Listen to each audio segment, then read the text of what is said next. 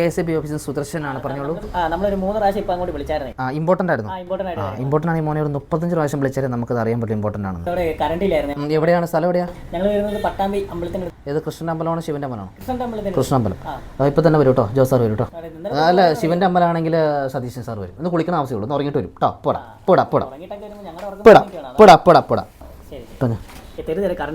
Current കട്ടാണ്. നമുക്ക് schedule അനുസരിച്ചാണ് current cut set ചെയ്യുന്നത്. അപ്പോൾ ഡ്യൂട്ടി സമയം അനുസരിച്ച്. അപ്പോൾ എനിക്ക് ഡ്യൂട്ടി ഉള്ള സമയത്ത് 8 മണി ടു 10 മണി വരെ ആയിരിക്കും. അപ്പോൾ നാളെ എൻ്റെ ഡ്യൂട്ടി മോർണിംഗാണ്. അപ്പോൾ മോർണിംഗ് 12 മണി മുതൽ 2 മണി വരെയും കേട്ടോ. അത് ഓർത്ത് വെച്ചു.